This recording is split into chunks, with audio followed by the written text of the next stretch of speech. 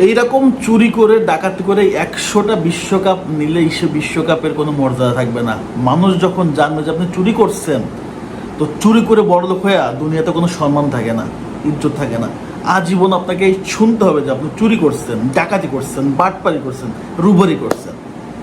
এই ম্যাচে এর চেয়ে ক্লিয়ার কাট ফিফার কমিটি মানুষ কেন বলে, ফিফার কমিটি টিম কেন বলে, যখন মিশরে একটু বল নিয়ে আগাচ্ছে, কোনো রকম টাচ, ন্যারো টাচ লাগলেই ফাউল কার্ড, আর আর্জেন্টিনা মেরে ফেলে দিলেও এখানে যদি অ্যাম্বুলেন্সে চলে আসে কোনো ফাউল নাই, কোনো ফাউল নাই।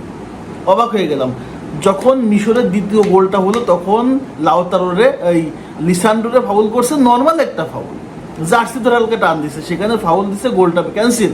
আর সালারে তাদের ডিবক্সের ভেতরে সেখানে পেনাল্টি হবে, সেখানে ফাউল কল না করে গোল হয়ে গেল, সেটা তারা গোল দিয়ে দিল রেফারি। শুধু এটা না, এছাড়া প্রত্যেকটা মুহূর্ত মানে রেফারির কাছে কোনো কথাই বলা যাচ্ছে না। রেফারি মানে পকেটে হাত দিয়ে বসে আছে যে কথা হবে ঠাস করে কাট বের করবো, কথা হবে কাট, কথা হবে কাট, কোনো কথা নাই। রেফারি দেখতেছে যে মিশরের পায়ে বল, মিশর যদি হালকা আর্জেন্টিনা প্লেয়ারকে টাচ করে তাহলে কাট, কথা করলেই কাট, মানে আর্গুমেন্ট করলেই কাট। রেফারির চোখে মুখে আসলে তো কাট আর কাট ছিল, যে শুধু মিশর যা বলবে সাথে কাট বের করে দেয় দেবো। এটা খেলা, এটা খেলা, এটা ফুটবল, এগুলো দরকার কি? এই ফিফা এগুলো কেন করে? মানুষ কেন এত টাকা খরচ করে বিশ্বকাপ খেলা দেখতে যায়? এসব চুরি বাটপারি দেওয়ার জন্য, এগুলো দেখার জন্য যাই।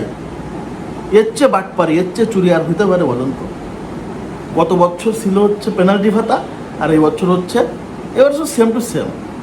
প্রথমত পেনাল্টি দিছিল, ফার্স্ট পেনাল্টি, ওটা পেনাল্টি হইলো, যাকে মিস করছে। ভাই, আপনি চুরি বিদ্যা, ডাকাতি বিদ্যা এগুলো কইরা মানুষের সম্মান পাবেন না। মেসি সারা জীবন ব্যালন ড'র চুরি করছে, সেটা পাইছে। এখন এই যে ফিফার সাথে এই যে লিঙ্ক আপ কইরা, চুরি কইরা, ডাকাতি কইরা এই যে ম্যাচ জিততেছে, এগুলো হচ্ছে আর্জেন্টিনা, এগুলো হচ্ছে কমিটির টিম, ঠিক আছে? যাক, এখন ম্যাচে আসি। মিশর আসলে 2টা গোল করছে 79 মিনিট, তখন তাদের কি দরকার কাউন্টারে যাওয়া, কি দরকার অ্যাটাক করা, ডিফেন্স শক্ত করা, তোদের গোল দেওয়ার কেন দরকার? তোরা 2টা গোল দিছিস, লিডে আসিস, এখন তোরা স্টপ যা, তোরা যাচ্ছিস অ্যাটাকে কেন? কোন পাগলে কামড়াইছে তোদের ভাই?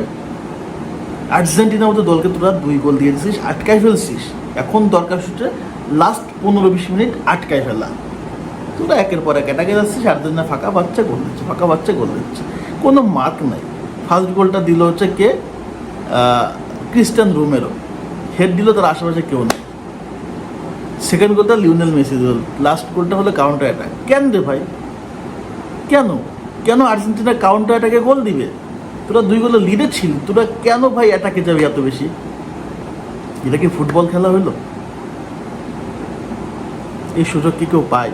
এত চমৎকার নকআউট স্টেজে 2 গোল আগে থাকার পর 79 মিনিট পর্যন্ত সেখান থেকে ম্যাচ হেরে যাওয়া, ডিসঅ্যাপয়েন্ট। এই ম্যাচটা হয়েছে অনেকটা বেলজিয়াম এবং সেনেগালের ম্যাচের মতো।